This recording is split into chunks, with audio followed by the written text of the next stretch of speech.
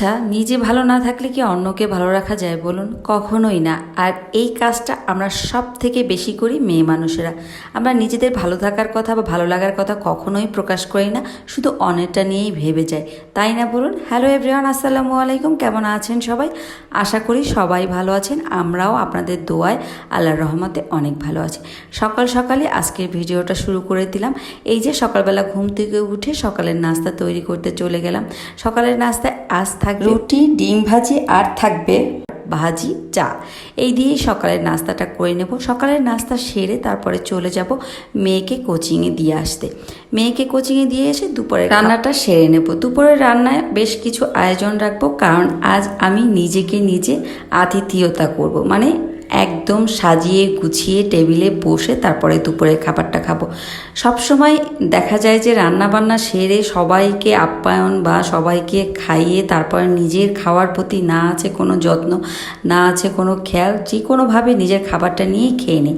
কখনো সাজিয়ে গুজিয়ে খাওয়ার সময় বা সুযোগ হয়েও ওঠে না। তো আজ চিন্তা করলাম যেহেতু মেয়েদের স্কুল নেই আর তো আর কোচিংয়ে তেমন একটা সময়ও লাগবে না, তাই অনেকটা সময় হাতে আছে, খুব সুন্দর করে এই কাজটা সেরে নিতে পারবো।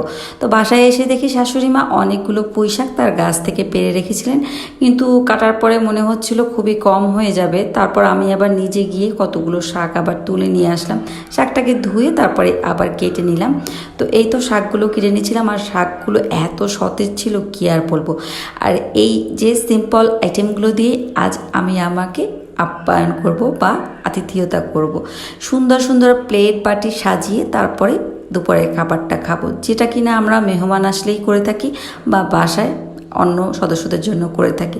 নিজে তো দেখা যায় সারাদিন সব কাজকর্মের পরে যেভাবে হোক সে খাবারটা সেরে নেই, তাতে আমাদের মেয়ে মানুষের কোনো সমস্যা হয় না, কিন্তু অন্যকে ভালো না রাখতে পারলে আমাদের সব থেকে বড় সমস্যা। তাই চিন্তা করেছি আজ আর এটা হবে না, আজ নিজের সাথে ভালো কিছু করতে যাচ্ছি।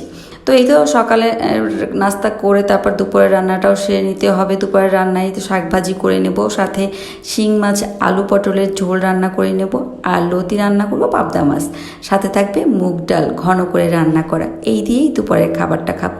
গতকাল বিরিয়ানি রান্না করেছিলাম, তাই আজকে আর কোনো মাংসের আইটেম রাখছি না। এই যেই আইটেমগুলো করছি সেগুলো দিয়েই মজা করে পেট ভরে ভাত খেয়ে নেব। তো এই তো শাকটা ভাজি হয়ে গিয়েছে, আর এদিকে লতিটাও রান্না করে নিয়েছিলাম। চিংড়ি মাছ দিয়ে লতিটা রান্না করে নিয়েছি।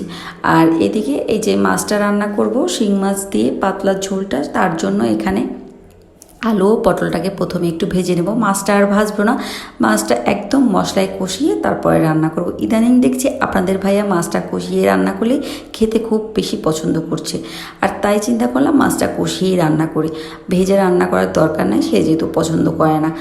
আর এই তো মাছটা কষিয়ে নিলাম। এবার আমি ঝোল দিয়ে দেব, ঝোল দিয়ে তারপরে আমি আলু ও পটল দিয়ে দেব। একটু বেশি করেই ঝোল দিয়েছি, যেহেতু বললাম আলু পটলের ঝোল করব। আর এই তো ভেজে রাখা আলু ও পটলগুলো দিয়ে দিলাম। এরপর সব কাজকর্ম সেরে গোসল করে নামাজ পড়ে টেবিলটাকে সুন্দর করে গুছিয়ে নিয়েছি। আর দেখুন কত সুন্দর করে গুছিয়ে নিয়েছি, ঠিক মনে হচ্ছিল না যে আজ মেহমান আসবে, তার জন্য আমি টেবিলটা সাজিয়ে নিয়েছি। আজ কিন্তু মেহমান আসবে না, আমি আমার নিজের জন্য টেবিলটাকে খুব সুন্দর করে সাজিয়ে নিয়েছি। এবার দুপুরে খাবারটা খেয়ে নেব। আর এই তো খাবারের সাথে কিন্তু আমি লেবু আর নাগামরিচও রেখেছি। এই দিয়ে শাক ভাজি খেতে কিন্তু অনেক মজা। আর এই তো শাক দিয়েই প্রথমে দুপুরের খাবারটা খাওয়া শুরু করে দিলাম, বাকি সব খাবারগুলো আস্তে আস্তে করে বসে তারপর খেয়ে নেব। তো আজকের ভিডিওটা কেমন লাগলো অবশ্যই কমেন্টস বক্সে কমেন্টস করে জানাবেন। আর ভিডিওটা যদি খুব বেশি ভালো লেগে থাকে তাহলে অবশ্যই একটা লাইক দিয়ে ভিডিওটা দেখা শুরু করবেন। আজকের ভিডিওটা কিন্তু আল্লাহ হাফেজ।